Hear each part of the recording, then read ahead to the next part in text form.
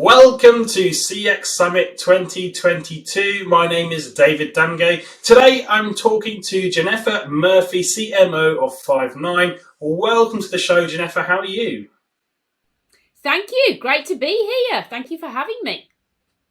Brilliant. And coming to us all the way from sunny California, today we're going to be talking about total experience and how businesses can look at their strategy when it comes to CX and, of course, EX, that's employee experience as well. Mm-hmm. So before we get into that conversation, should we do a really brief introduction, Genefa? Tell us a little bit about yourself and Five9. Yeah, so as you said, my name is Genefa Murphy. I'm the Chief Marketing Officer at Five9. I've been with Five9 for about a year and a half, but prior to that, I've spent over 15 years in the IT industry. So what is it that we do at Five9? Well, ultimately, Five9 is a cloud contact center provider. That means that we provide a cloud-based platform for brands to engage with their customers. Now, this could be scenarios where customers are reaching out to you. Think of when you need to reach out to your internet provider or check your bill or change a plan, or when you make a purchase online and you want to check on the status, or now even doing telehealth and doing your doctor's appointments remotely. So ultimately what we provide is an AI-enabled platform to support all different types of customer engagements across all different interaction channels. Great. So I want to start with the big question, what is total experience and what that means to Five9? We're hearing this total experience phrase more and more. I think a lot of people are probably familiar with the customer experience and the employee experience, but what is total experience?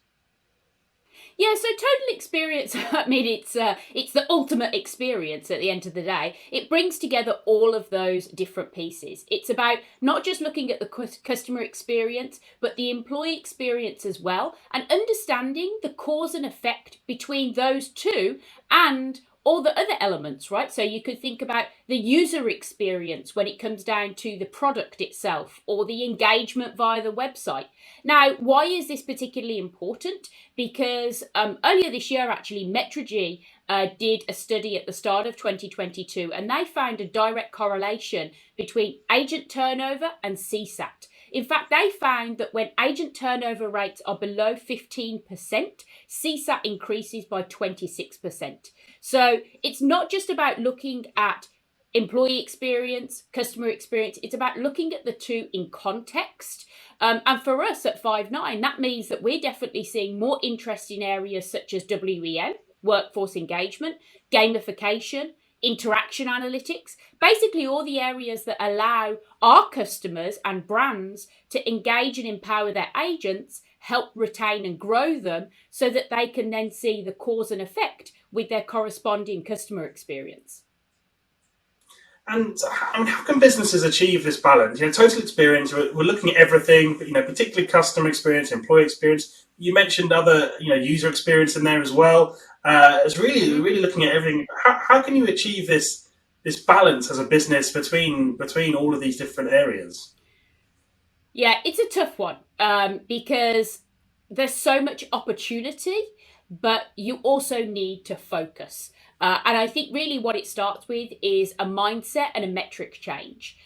You need to make sure that employee engagement is an important topic and just as an important topic at your executive meetings as customer engagement is. It's not an afterthought. So are there more agents leaving? Are your teams becoming burnt out? Are you seeing attrition rates go up? Are you seeing frustration in your agents? And it also means looking at patterns and deriving meaning and insights from the data that you collect. So when you look at the data from both CX and EX, don't look at them in isolation. See if patterns are emerging between the two. So for example, with interaction analytics and automated quality management, you can look at both sides of an interaction, whether that be a call or whether that be an online engagement, from the agent perspective and from the customer perspective.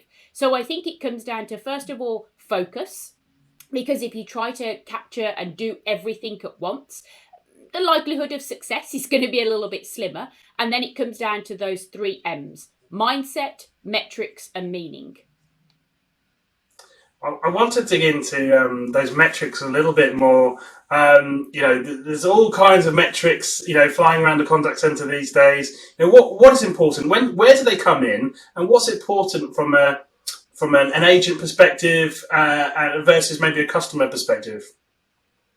Yeah, so from a customer perspective, CSAT and NPS continue to be the most popular metrics far and wide. Now, especially if you look at things like financial industry, NPS is particularly important there. So those metrics are things that customers should be tracking. They should be looking at the CSAT, they should be looking at the NPS. They'll give them a good understanding of the customer side of the house.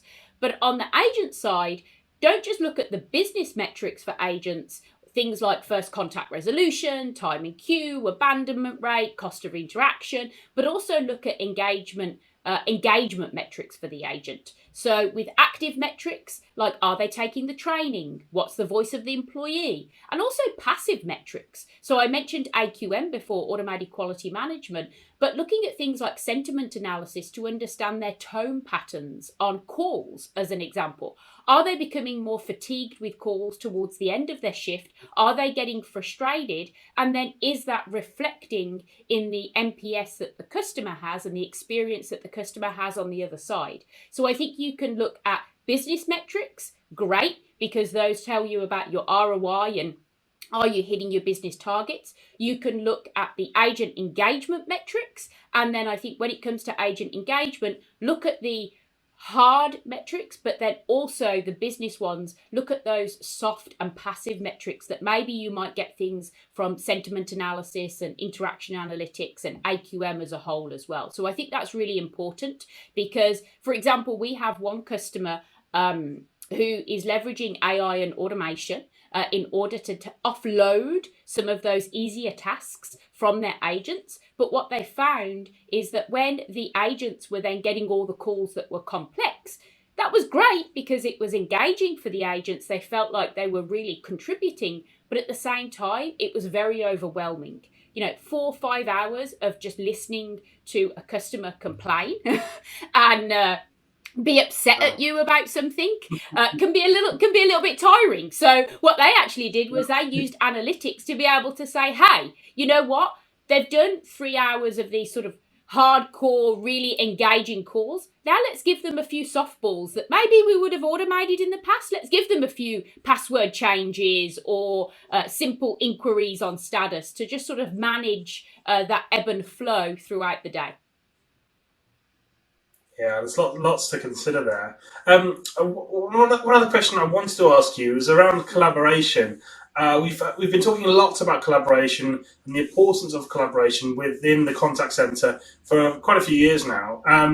But there's a new phrase on the block, collaborative intelligence. Tell us a little bit more about this collaborative intelligence, what it means, and why should businesses be aware of it, and what's important there. Yeah, so this is, I think, to me and to us, this is the ultimate evolution, right? We've got human intelligence, we've got artificial intelligence, and they have a long and storied history, sometimes at being at odds, in competition with one another. There's even a concern that artificial intelligence can outperform their human counterparts, taking away opportunities. Now, we don't believe that. We believe in the power of humans and AI working together as a force multiplier. So we all know that humans possess unique qualities. They're creative, they're empathetic, they can use their emotionally intelligent and nuanced judgment to solve complex problems, they can react in different ways. On the other hand, machines are fast, they're scalable, they're accurate. So these two fundamental truths are not in competition. We believe that the secret is to harness the power of both together, creating something bigger than the sum of its parts. And that's what we call collaborative intelligence. And that's where we think there's a real power. So ultimately, collaborative intelligence is all about using the power of humans and machines together, or human intelligence and AI in this case, in order to really be a force multiplier. Because businesses should 100% be looking at this, because what it really does is it presents a way to leverage the best of their workforce, who possess a massive amount of tacit knowledge that it is going to take technology a long time to learn, and it allows them to use the best of technology so that they can get quality and scale simultaneously. Fantastic. So, total experience. We've covered quite a lot here already today. How's this going to develop? What can we expect to see from this phrase, total experience, this year and beyond? Yeah, so I think we're just getting started, honestly. I mean, like you mentioned, right, we've been talking about collaboration in the contact center space for a long time, right? Whether it's unified comms, whether it's messaging, whether it's how do you connect UC and CC. So many different things. And I think it's the same in total experience. We're just getting started. There's a lot of talk, but what we don't see is we're not seeing as much action. Right. So I think with all the hype of the Great Resignation, the shifts in the economy that we're seeing, I do think that the opportunity now is to take total experience from theory into practice. And that's coming because I think in this year and next, I think we'll see even more focus on employee experience, more investment in employee-led programs. And we hear this from our customers too. There's a lot of focus going on now, not on how to recruit, how do I get more agents in the door, but how do I retain my agents? How do I grow them? How do I give them a career? And so looking at, we talk about collaborative intelligence, where do I offload to AI and automation and put my efforts into retaining the agents and giving them sort of fruitful experiences? So I think we're only just getting started, honestly, with total experience. I think there's been a lot of talk. There hasn't been as much action. And I think now in the rest of this year and as we go into next year, and you see this, right? You see this, it's coming up more at conferences and we're talking about it here. I'm going to an event in a couple of weeks. And again, employee experience is top of the agenda. So I think there's a lot of talk. I think in the latter part of this year and as we go into 2023, we're going to see more talk and theory turn into action and practices. For those business users watching today, this might be the first time they've heard even the phrase total experience. Mm-hmm. Where should they go and learn more? What should they go and do to really kick off that journey into their total experience? Are we just in this education zone still, as you say? Other things they can do to perhaps get there? What's the answer for those viewers? Yeah, so obviously. Yeah, you can go to 59.com and we've got a ton of content under our resources page where we talk about collaborative intelligence. We talk about how to use human and AI together. We've got a great piece, actually. It's called The Metrics Gap. I referenced it earlier. It's a piece that Metrigy did. And what it does is it shows you actually the agent metrics and the customer metrics. And it starts to show you as well what some of the success group, aka of the several thousand customers that Metrigy actually interviewed, those who were performing better, what they were doing. So honestly, I think it is still in the research phase. It's about going out. It's about looking at the data. So go to 59.com, but it's also about doing research within your own organization, right? Do you have a voice of the employee survey? Do you have a culture survey? Do you really know what your agents are feeling? And are you starting to correlate the data between, for example, your employee experience and your customer experience? Or are those two data sets sitting in silos and they haven't come together yet?